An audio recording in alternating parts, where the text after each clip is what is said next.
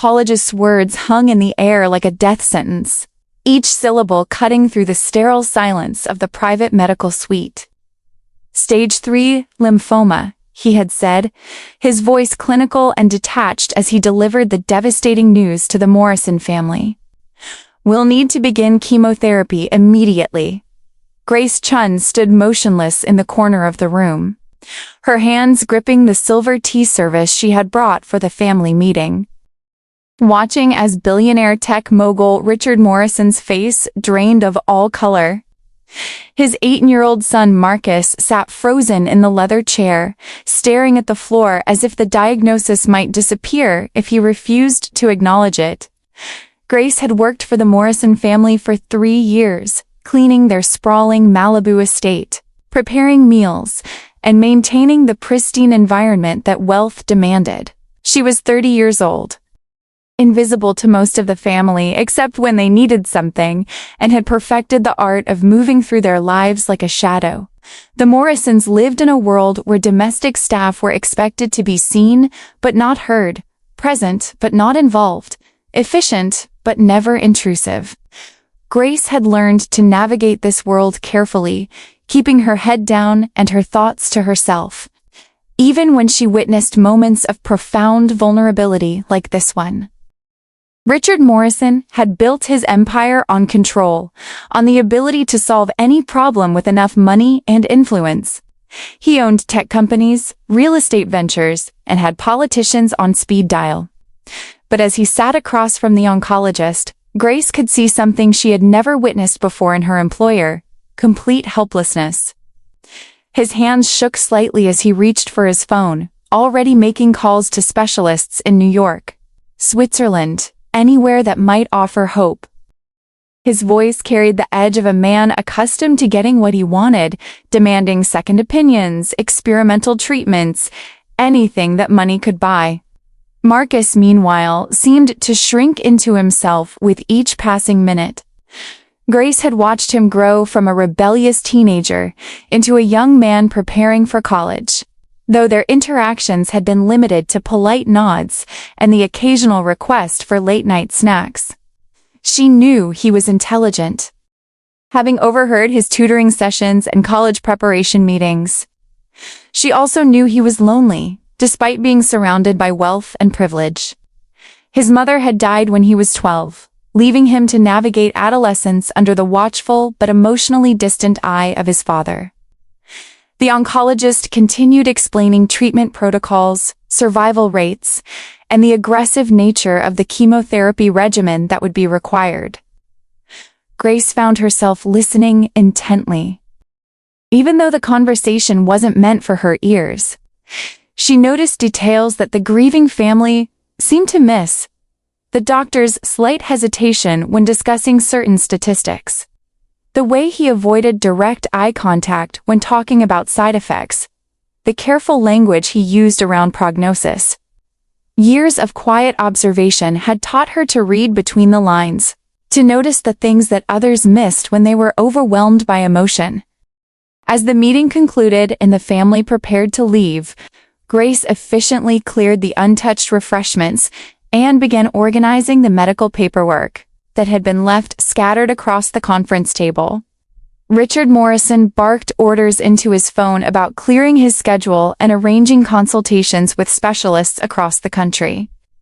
Marcus moved slowly, as if walking through water, still processing the reality of his situation. Neither of them acknowledged Grace's presence.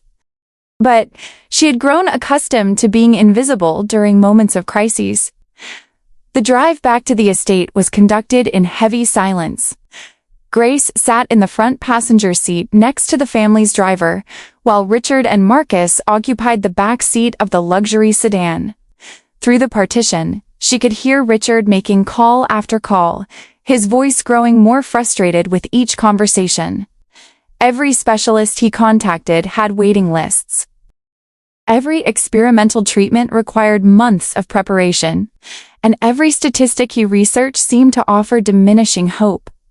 Marcus stared out the window at the Pacific coastline, saying nothing, his reflection in the glass looking pale and drawn. Back at the mansion, Grace retreated to the kitchen to prepare dinner, though she doubted anyone would have much appetite. The house felt different now, charged with an electricity of fear and uncertainty that seemed to seep into every corner. She could hear Richard pacing in his study, still making calls, his voice echoing through the halls as he demanded answers that money couldn't buy. Marcus had disappeared to his room, the sound of his door closing reverberating through the house like a final statement. As Grace worked, her mind wandered to thoughts she usually kept buried deep. She understood cancer in ways that the Morrison family couldn't imagine, ways that had nothing to do with medical textbooks or specialist consultations. She knew the smell of chemotherapy wards, the particular exhaustion that settled into bones during treatment, the way hope could flicker and fade and sometimes miraculously return. She knew these things intimately, painfully, from a chapter of her life that she had never shared with anyone in the Morrison household. The evening stretched on with an oppressive weight. Richard eventually emerged from his study, his face haggard and his usually perfect appearance disheveled. He moved through the house like a man in shock, occasionally snapping at Grace about inconsequential things, the temperature of his coffee, the arrangement of newspapers, anything that gave him a momentary sense of control. Marcus remained in his room, refusing dinner and declining his father's awkward attempts at conversation through the closed door. Grace finished her evening duties and prepared to leave for her small apartment in Santa Monica, but something made her hesitate. She found herself standing in the hallway outside Marcus's room, hearing the muffled sounds of what might have been crying. Every instinct told her to respect his privacy, to maintain the professional distance that her position required. But another part of her, a part that understood exactly what he was feeling, wanted desperately to offer some form of comfort. Instead, she quietly left a plate of his favorite cookies outside his door and retreated to her quarters. Knowing that tomorrow would bring new challenges and deeper despair, the next morning arrived with the false cheerfulness of California sunshine streaming through the mansion's floor-to-ceiling windows. Grace arrived early, as was her custom, and immediately sensed the tension that had settled over the household like fog. Richard Morrison was already in his study, surrounded by medical journals and printouts from internet research. His reading glasses perched on his nose as he absorbed information about lymphoma treatments with the same intensity he usually reserved for business acquisitions. Marcus appeared in the kitchen around noon, looking as though he hadn't slept. His skin had a grayish pallor that made Grace's heart clench with recognition. She prepared his breakfast without being asked, setting the plate quietly on the counter near where he sat staring at his phone. The silence between them felt heavy with unspoken questions and fears. Grace busied herself with organizing the pantry, stealing glances at the young man who seemed to be aging before her eyes. The family's entire routine had shifted overnight. Richard canceled important meetings and business trips, something that Grace had never witnessed in her 3 years of employment. He brought in a parade of specialists for consultations, transforming the mansion's formal dining room into a makeshift medical conference center. Grace served coffee and light refreshments to doctors who spoke in measured tones about treatment options, clinical trials, and statistical probabilities. She noticed how each conversation seemed to drain a little more life from both father and son. Dr. Patricia Reeves, the oncologist who would oversee Marcus's treatment, was a woman in her 50s with kind eyes and a direct manner of speaking. During her visit to the house, Grace observed the way she interacted with the family, noting the doctor's ability to balance honesty with hope. Dr. Reeves explained that Marcus would need to begin chemotherapy within the week, outlining a treatment schedule that would consume the next 6 months of his life. The side effects, she warned, would be significant: severe fatigue, nausea, hair loss, and a compromised immune system that would require careful monitoring. Grace found herself paying close attention to these medical discussions. even though her presence was largely ignored by everyone except Dr. Reeves, who occasionally nodded acknowledgement in her direction. The doctor's explanations brought back a flood of memories that Grace had spent years trying to suppress. She remembered the antiseptic smell of treatment centers, the sound of 4 drips, the particular kind of exhaustion that went beyond physical tiredness, most painfully. She remembered the hope and fear that could exist simultaneously in a single moment, the way that love could become both a source of strength and unbearable pain. As the week progressed, the mansion became a hub of activity focused entirely on preparing for Marcus's treatment. Richard hired additional medical staff, converted a guest suite into a recovery room, and installed air purification systems throughout the house. He approached his son's illness the way he approached business challenges, with massive resources, detailed planning, and an unwavering belief that the right combination of money and effort could solve any problem. Grace watched these preparations with a mixture of admiration and sadness, recognizing the father's desperate need to feel useful, while knowing that some battles couldn't be won through conventional means. Marcus, meanwhile, seemed to withdraw further into himself with each passing day. He spoke less, ate little, and spent hours staring out the windows at the ocean. Grace noticed that he had stopped responding to text messages from friends and had declined several visits from classmates who wanted to see him before treatment began. The isolation was palpable, and Grace recognized it as a form of self-protection, a way of controlling the narrative when everything else felt completely out of control. The night before his first chemotherapy session, Grace found Marcus sitting alone on the terrace overlooking the Pacific. The sunset painted the sky in brilliant oranges and purples, but his attention seemed focused on something far beyond the horizon. She had come outside to collect the evening's dishes, but something about his posture, the way his shoulders curved inward, the stillness of his hands, made her pause. She stood in the doorway for a long moment, remembering another young person who had sat in similar silence, facing similar fears. Without speaking, Grace set down her tray and began arranging the outdoor furniture that had been displaced by the evening's ocean breeze. She worked quietly, giving Marcus his space while remaining present, a skill she had learned through years of caring for someone who had needed both solitude and company in equal measure. When she finished, she hesitated for a moment before speaking her first direct words to him since the diagnosis. "The ocean looks different at night," she said quietly, not looking at him directly. "Sometimes, I think it's more honest in the dark. Doesn't try to pretend it's anything other than vast and unpredictable." Marcus turned slightly in her direction, surprised by her voice. Grace continued arranging items unnecessarily, giving him time to respond or remain silent as he chose. The moment stretched between them, filled with the sound of waves and the distant hum of traffic on the Pacific Coast Highway. The first chemotherapy session took place at Cedars-Sinai Medical Center in Beverly Hills, in a private suite that Richard had arranged at considerable expense. Grace accompanied the family as part of the support staff, officially there to manage practical needs and coordinate with the household schedule.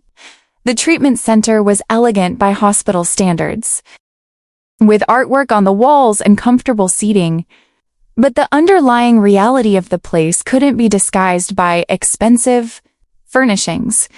Dr. Reeves explained the process to Marcus as the nurses prepared the IV equipment. The chemotherapy drugs would be administered over several hours, and the side effects might begin within days. Richard sat rigidly in a nearby chair, his jaw clenched as he watched medical professionals attach tubes and monitors to his son. Grace positioned herself near the back of the room, officially invisible but quietly observing every detail of the process. As the treatment began, Marcus closed his eyes and tried to sleep. The medication dripped slowly through the IV line while machines monitored his vital signs with soft beeping sounds. Richard attempted to work on his laptop, but found himself constantly looking up at his son. His usual multitasking abilities compromised by worry. Grace noticed the small signs of distress that others missed, the slight tremor in Marcus's hands, the way he gripped the chair arms when waves of nausea began, the careful control he maintained over his breathing. Hour by hour, the treatment continued. Richard fielded phone calls in hushed tones, updating family friends and business associates on Marcus's condition. Nurses came and went, checking monitors and adjusting equipment with professional efficiency. Grace remained largely motionless, but her attention never wavered from Marcus. She noticed when his skin took on a grayish tinge, when his breathing became shallow, when his attempts at brave composure began to slip. Midway through the session, Marcus became violently ill. The nausea hit him suddenly and intensely, leaving him retching into a basin while his body shook with exhaustion. Richard immediately called for Dr. Reeves, his voice tight with panic as he demanded additional anti-nausea medication. The medical team responded quickly, adjusting his medications and providing supportive care, but the episode left Marcus looking fragile and defeated.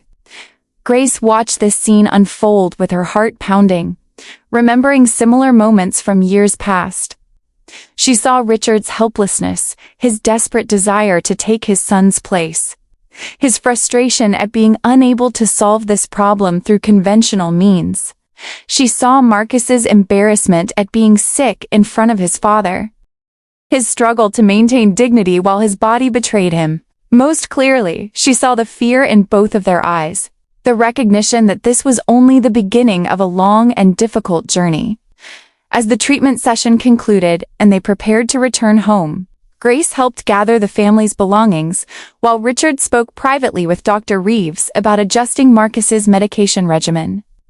Marcus sat quietly in his wheelchair, required by hospital policy despite his protests.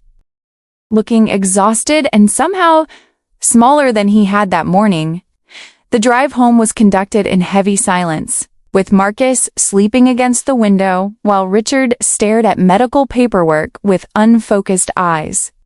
Back at the mansion, Grace helped Marcus to his room while Richard retreated to his study to make more calls.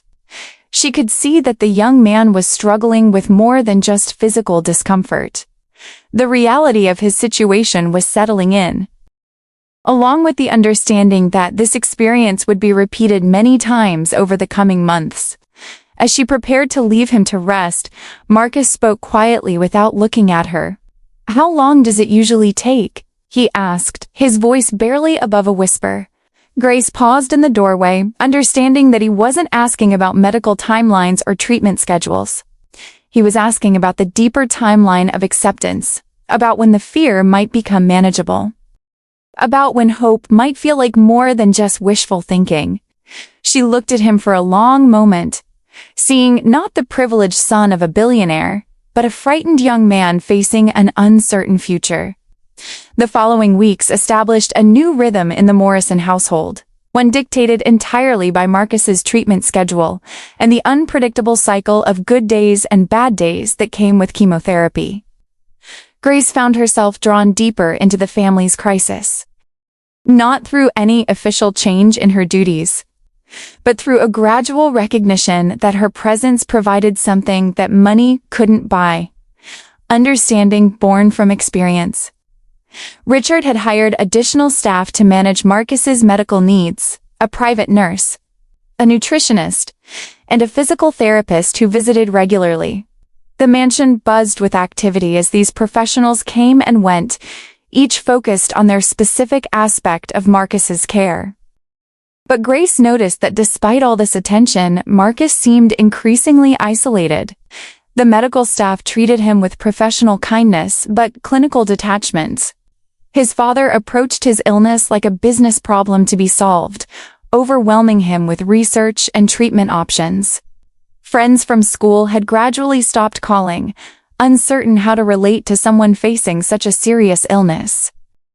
It was during Marcus's third week of treatment that Grace made a decision that would change everything. She had been organizing the kitchen after dinner when she heard sounds of distress coming from upstairs.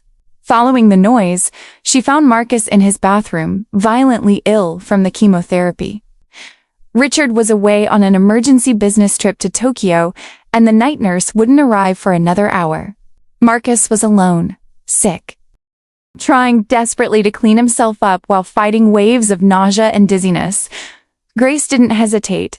She stepped into the bathroom, helped Marcus to a chair, and began cleaning up the mess with the efficiency of someone who had done this many times before. She spoke quietly as she worked, her voice calm and reassuring, explaining what she was doing and why. When Marcus protested weakly that she didn't need to help him, that it wasn't her job, Grace simply continued working while telling him that some things were more important than job descriptions. As she helped him back to bed and brought him ice chips to settle his stomach, Marcus looked at her with new awareness. There was something in her movements, in the way she anticipated his needs, that spoke of experience rather than mere compassion. She knew exactly how to position pillows to reduce nausea, which foods might stay down during treatment, how to provide comfort without being overwhelming. When he asked her directly how she knew so much about chemotherapy, Grace hesitated for a long moment before answering. "I had a son," she said quietly, her hands busy arranging his room while she spoke. "His name was David. He was diagnosed with leukemia when he was 7 years old." Marcus was immediately alert despite his exhaustion, sensing that Grace was sharing something deeply personal. She continued speaking as she worked, her voice steady but soft. "We fought the cancer for 2 years. He was the bravest person I've ever known, even when he was scared. Especially when he was scared." The room fell silent except for the hum of the air purification system that Richard had installed. Marcus processed this information, understanding suddenly why Grace's presence felt different from everyone else who was trying to help him. She wasn't approaching his illness as a problem to be solved or a condition to be managed. She understood it as a human experience with all the messy emotions and fears that came with it. "What happened to him?" Marcus asked quietly, though part of him already knew the answer from the past tense Grace had used. She finished adjusting his blankets before answering, sitting down in the chair beside his bed with a weariness that seemed to come from somewhere deep inside her. "David passed away 3 years ago," she said simply. 2 weeks before his 10th birthday. We had planned a superhero party because he loved Batman. After he died, I couldn't bear to stay in our apartment, couldn't handle the memories. I moved here to California to start over, to find work that would keep me busy and help me survive. Your father hired me 6 months later." Marcus felt tears burning behind his eyes, not just for Grace's loss, but for the recognition of what it meant that she was sharing this with him. She had been working in their house for 3 years, cleaning up after his family, listening to their complaints about trivial inconveniences, maintaining their perfect environment while carrying the weight of such profound grief. He had never seen her as anything more than part of the household staff, never imagined that she might have a story of her own, never considered what experiences had shaped her quiet competence. "I'm sorry," he whispered, the words feeling inadequate for the magnitude of her loss. Grace nodded acknowledgement, but didn't dwell on his sympathy. Instead, she leaned forward slightly, her voice taking on a different quality as she spoke. "What I learned during David's treatment," she said, "is that the hardest part isn't the medicine or even the sickness. It's the loneliness. Everyone wants to help, but they don't really understand what you're going through. They mean well, but they can't sit with the fear without trying to fix it or make it go away. Sometimes what you need most is just someone who knows." Marcus nodded slowly, recognizing the truth in her words. Despite being surrounded by medical professionals and his father's intense attention, he had felt increasingly isolated as his treatment progressed. People spoke about him rather than to him, made decisions for him rather than with him, and approached his illness as something to be conquered rather than endured. Grace's presence offered something different, acceptance of his experience without the need to change it or solve it. As the night wore on, Grace stayed with Marcus through a particularly difficult episode of nausea and fever. She brought him cool washcloths, helped him sip small amounts of water, and provided quiet company without trying to fill the silence with false reassurance. When he finally fell asleep near dawn, Grace remained in the chair beside his bed, watching over him with the practiced vigilance of someone who understood that healing happened in small moments as much as through medical interventions. Richard returned from Tokyo the next evening to find his son looking more peaceful than he had in weeks. Marcus was sitting up in bed, actually eating some of the soup that Grace had prepared, and for the first time since his diagnosis, he seemed engaged rather than withdrawn. When Richard asked what had changed, Marcus simply said that Grace had stayed with him during a difficult night, but something in his tone suggested that more had transpired than just basic nursing care. Over the following days, Richard noticed a subtle shift in the dynamic between Grace and Marcus. They spoke more often, their conversations extending beyond practical matters to topics that seemed to provide Marcus with genuine comfort. Grace began spending time in his room during her breaks, sometimes reading quietly while he slept, other times engaging in conversations that Richard could hear but not quite understand. There was an ease between them that hadn't existed before, a mutual understanding that seemed to transcend their different positions in the household. The transformation became even more apparent during Marcus's next treatment session. Instead of the tense silence that had characterized previous visits to the medical center, Marcus and Grace maintained a quiet dialogue throughout the procedure. She helped him manage anxiety attacks with breathing techniques, distracted him during difficult moments with stories about her son's favorite books, and provided a level of emotional support that the medical staff, despite their competence, couldn't match. Dr. Reeves noticed the change immediately. Marcus was more cooperative with treatment, more forthcoming about his symptoms, and generally more present during medical discussions. When she privately asked Richard about the change, he found himself struggling to explain what exactly was different. All he could say was that Grace seemed to understand his son in ways that he, despite his resources and desperate love, somehow couldn't access. As Marcus progressed through his treatment regimen, the relationship between him and Grace continued to deepen. She became his primary source of comfort during the worst moments of nausea and fatigue, his companion during long hours of recovery, and his advocate when medical decisions needed to be made. She helped him maintain connections with friends who weren't sure how to relate to his illness, encouraged him to continue with modified schoolwork when he felt capable, and provided honest responses to his questions about treatment and prognosis. More importantly, Grace helped Marcus process the emotional complexity of his situation. She never minimized his fear or tried to impose false optimism, but she also helped him recognize moments of strength and progress that he might otherwise have missed. When he worried about being a burden to his father, she helped him understand that accepting care was an act of courage rather than weakness. When he felt angry about the unfairness of his illness, she listened without trying to talk him out of his emotions.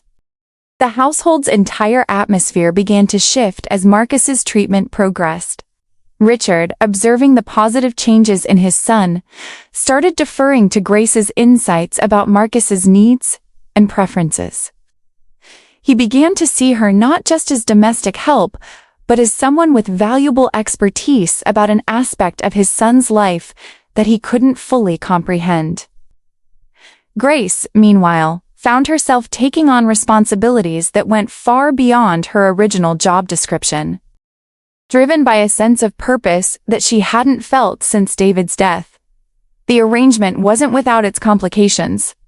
Some of the medical staff initially questioned Grace's level of involvement in Marcus's care. uncertain about the appropriate boundaries between domestic workers and healthcare providers. Richard occasionally struggled with the realization that his money and influence couldn't provide what Grace offered naturally. Marcus sometimes felt guilty about the emotional burden he was placing on someone who had already experienced such profound loss.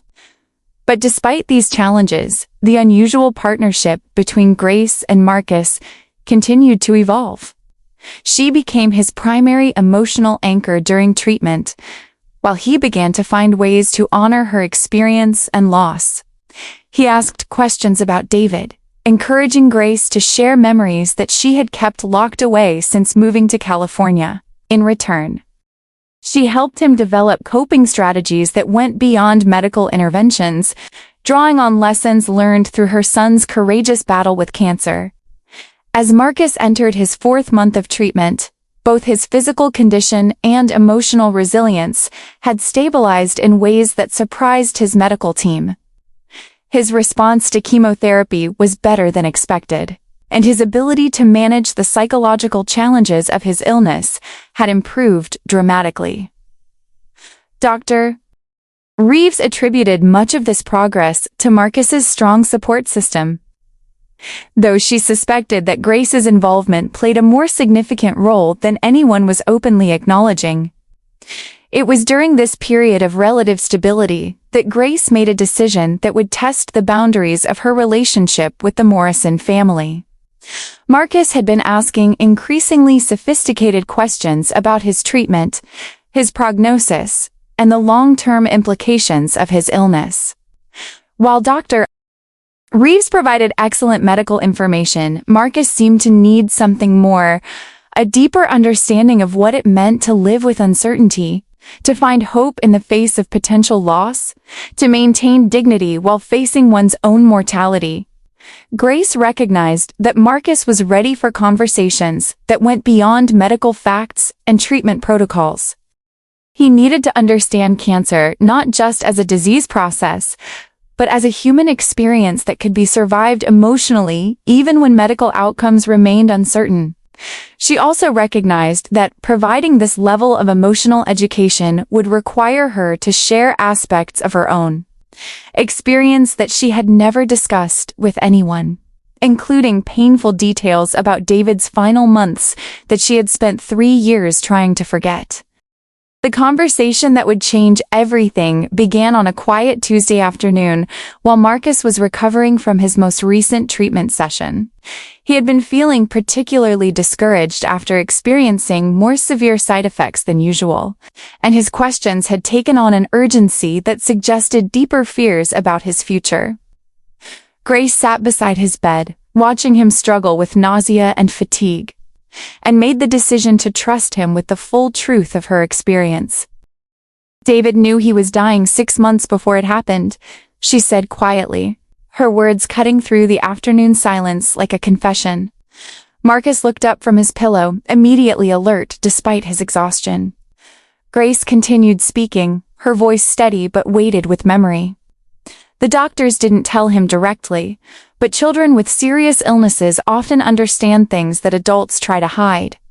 He started asking different questions, making different plans. Marcus listened intently as Grace described how her son had approached his final months with a combination of fear and determination that had both broken her heart and filled her with pride. David had wanted to understand exactly what was happening to his body, had insisted on being included in medical discussions, and had made specific requests about how he wanted to spend his remaining time. Most remarkably, he had worried more about his mother's grief than his own mortality. He made me promise, Grace continued, that I would find ways to help other people who were going through what we went through. He said that our experience would be wasted if it only made us sad, that we should use what we learned to make things easier for other families. She paused, looking directly at Marcus. He made me promise that I wouldn't let fear stop me from living, even after he was gone. The weight of this revelation settled over Marcus like a physical presence. He understood suddenly that Grace's care for him wasn't just compassion or professional duty, but a fulfillment of a promise made to her dying son. The knowledge was both humbling and empowering, helping him see his own illness in a larger context of human experience and resilience. Over the following weeks, Grace shared more details about David's approach to his illness, his strategies for managing fear, and his insights about finding meaning in difficult circumstances. Marcus absorbed these lessons eagerly, finding in David's example a model for how to face uncertainty with dignity and purpose. Grace, meanwhile, discovered that sharing these memories with someone who could truly understand their significance was helping her process grief that she had been carrying alone for 3 years. The transformation in Marcus's approach to his treatment became obvious to everyone around him. He began asking more thoughtful questions during medical consultations, participated more actively in treatment decisions, and developed a level of emotional maturity that impressed his healthcare team. He also started reaching out to other young cancer patients, offering support and companionship based on his own experience and the insights Grace had shared with him. Richard watched these changes with a mixture of gratitude and bewilderment. His son was facing the most serious challenge of his life with a courage and wisdom that seemed to come from somewhere beyond his 18 years. Richard knew that Grace was somehow central to this transformation, but he struggled to understand exactly what she was providing that all his resources and expert medical care couldn't match. The answer became clear during Marcus's final chemotherapy session, 6 months after his treatment had begun. The medical center had become a familiar environment by this point, and the staff had grown fond of both Marcus and Grace, who had become a constant presence during his treatment. As the final doses of medication dripped through his IV line, Marcus and Grace sat together quietly, both understanding that this day marked not just the end of treatment, but a transition to a new phase of uncertainty. Dr. Reeves had explained that Marcus's response to treatment had been excellent, but that cancer remission required ongoing monitoring and carried no guarantees. The next several months would involve frequent testing to ensure that the cancer hadn't returned, and the following years would be marked by gradually decreasing but never entirely absent medical surveillance. Marcus would need to rebuild his strength, resume his education, and find ways to move forward while carrying the knowledge that his illness could potentially return. As the treatment session concluded, Marcus turned to Grace with tears in his eyes. "I don't know how to thank you," he said quietly, his voice thick with emotion. "You gave me something that I didn't even know I needed." Grace smiled, her own eyes bright with tears, and reached for his hand. "You gave me something too," she replied. "You helped me keep my promise to David. You let me use our experience to help someone else, which means his illness and death weren't meaningless. You gave me a way to honor his memory that felt healing instead of just sad." The conversation was interrupted by Richard, who had been standing in the doorway listening to their exchange. His face was streaked with tears, and his usual composure had completely dissolved. He approached Grace slowly, as if seeing her clearly for the first time in the 3 years she had worked for his family. "I owe you an apology," he said, his voice breaking, "and gratitude that I don't know how to express.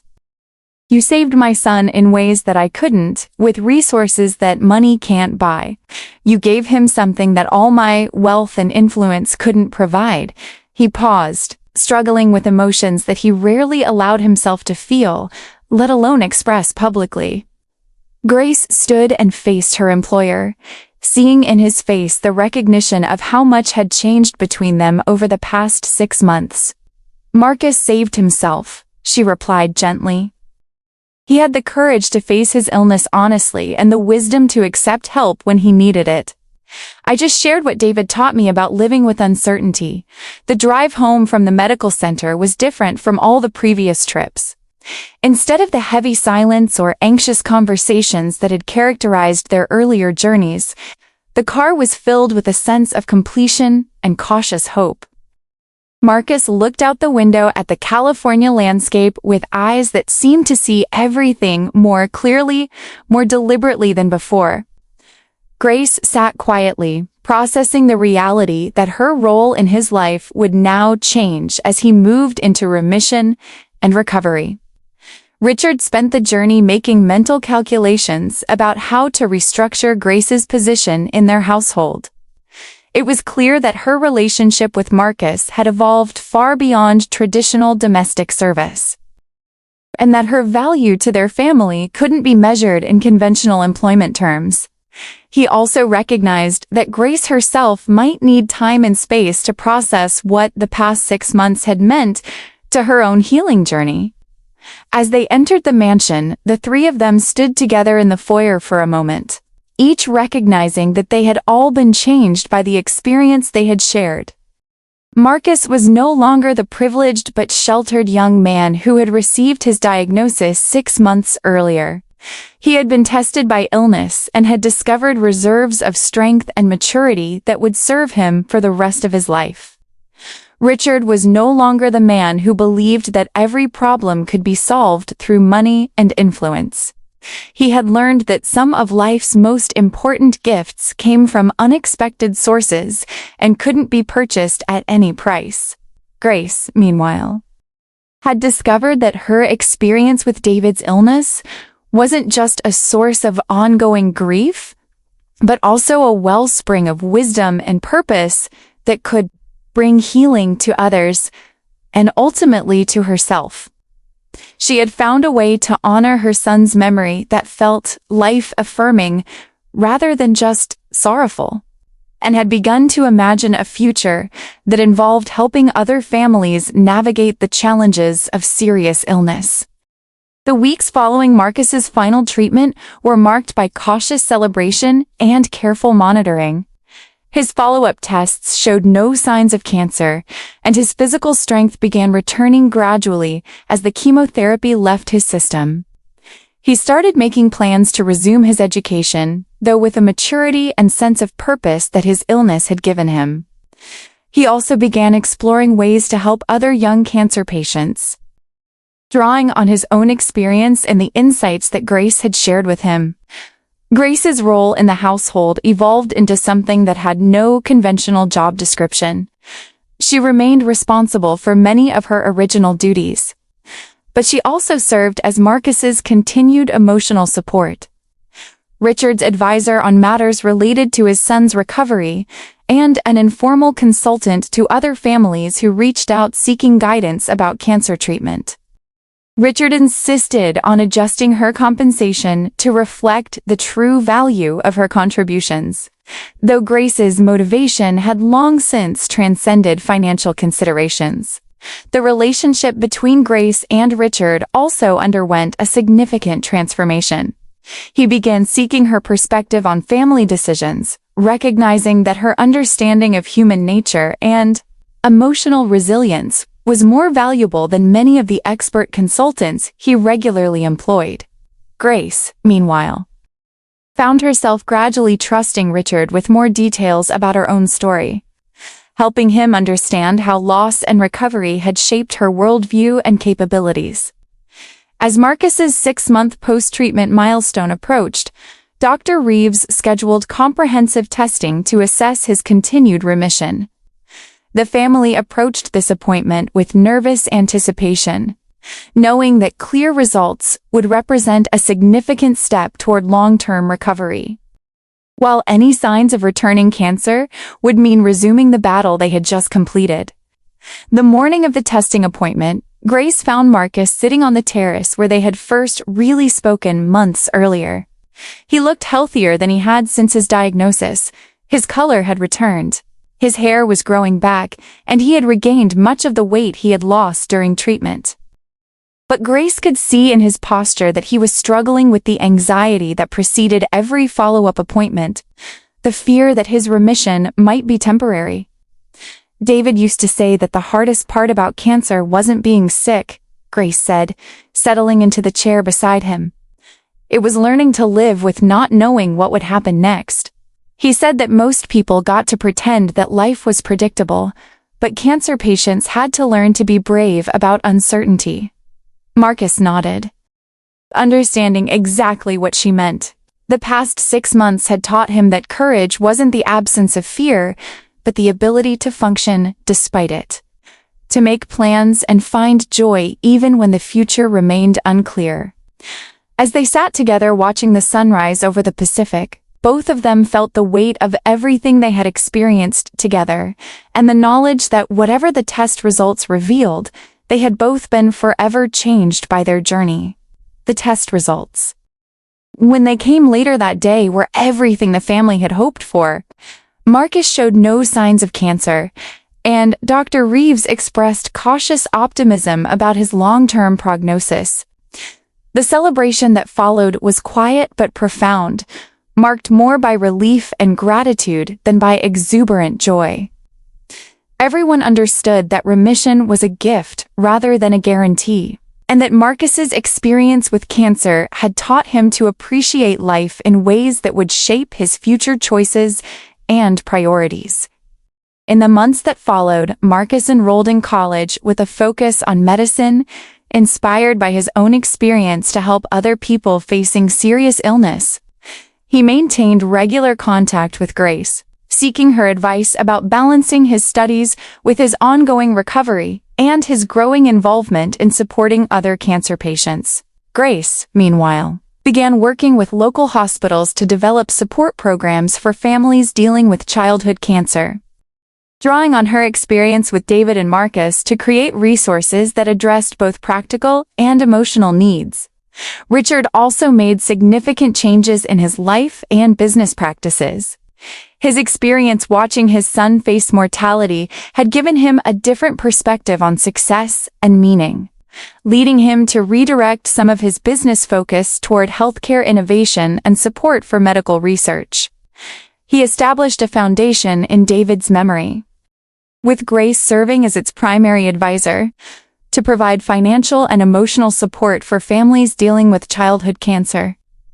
The transformation of the Morrison household was complete but bittersweet.